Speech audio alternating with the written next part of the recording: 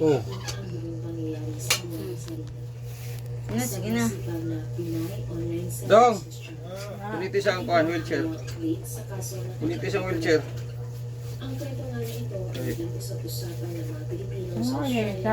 Tibangan o, tibangan. Kinabuhi nyo. Oo, tibangan. Okay. Agoy.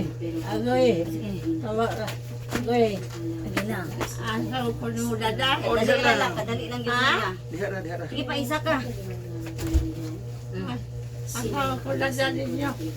Dili, kadali lang. Luwas sa. Agay. Ilang laha. Dili kay, masamad ka. Na ako mo no. Kamad sa ako mo doon. Oo. Paano ning sa kuan Kamad dong? ako doon. Luwas sa ako doon. Dong. Kuan na ni. Kuhan sa tubig. Kadali lang yun, kadali lang ha. Kuwaon ta kadiri ron. Ako mamulusot naman eh. Ang babaeng biktima ay kinilalang si Zarina Gato. Agoy nyo. Amo siyang giplaster sa wheelchair kay ipuli itong kuan. Bidsor kumat mattress. Kaasa. Ang bitubi. Dong! Ito nor sa itong kuan siya, be. Itong ipalit.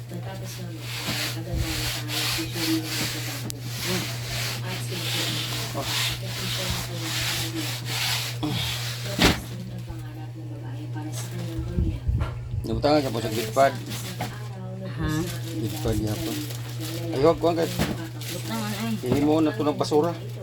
Ay, huwag na. Kasi muna yung basura. Kana. Noy kalisod ani ablihan o pasama nang guukta. Guntingon ra. Apoy na no eh. Sinilok ano. Karing bagbag mo niya ani.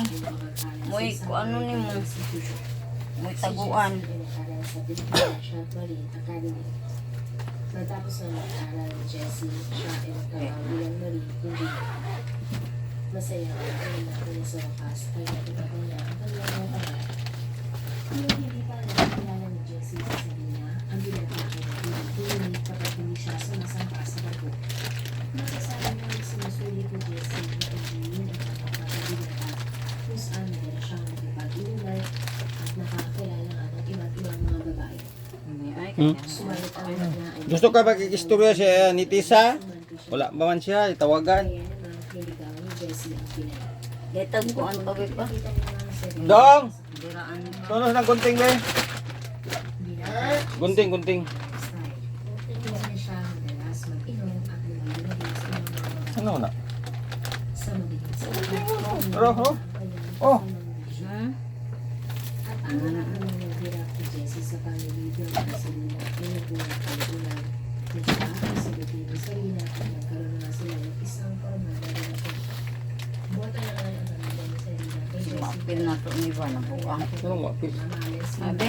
Ano sa mga narin ni Silupin? maganda din ang Jessie kaya di mga sila magkakaroon ng kailangan na lupasan. Puro kitang tanga din. Patakag ko ang dirino. Kaya ma-apil ning silupin. Dawi. Dito na sa kwaon. Pilit ang Silupin, anak. Naniniwala na ang Di mo siguro. nag-migrate sa Lagos, Australia para bumuin Katawag na si Silupin, init kayo. at Talagunga. Ano sa muna siya nga kuhan? Plastic na siya? Uy. Isang lugar sa Lagos na pinalaki Ano eh, kanang sa tawagan ni Guma. sa Australia nga. Gamirahe ko dire. Kan auto si Tisa. Nagtrabaho din ng bilang may ibigay si Jessie ang isang senior software engineer na sa Sarili. At kahit nasa Australia practical niya, sinisigurado niya at susuportahan niya ang kanyang pamilya sa Pilipinas. Ikaw na, dito na kuhan Silupin. Kaon ni eh. Oo. Ang at mas naging naligaw na ngayon kasi nahanap na lang dito natin. Mula isa na bilang ko si Jessie at sa ilang Dako mo si Runa siya. sa mga post ng Jessie sa social media, makikita ko na masaya ang buong pamilya. Dili sakit niya. Subalit pa rin sa mga sinasabi, hindi Tira daw ha pa. makikita sa social media. Ang sakit nga.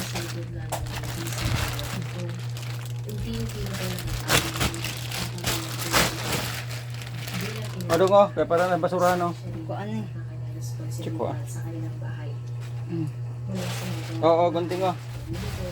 pag-aalaga sa kanilang Ipon talaga kay ibutang ipilaan na dito. habang si Jessie naman ay nagtatrabaho para sa kanilang pamilya. Kadako man dai ni pa. Meron din Karon. trabaho si Sharina. Tunga lang. Siya mag-isa Malukop dito. Ha?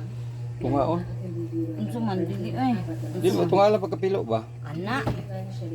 Isa pagkakuan ana sige daw. Isud man ta. Ano ba to ni? Di na o sa isang tig sa kanang pula nga kuan.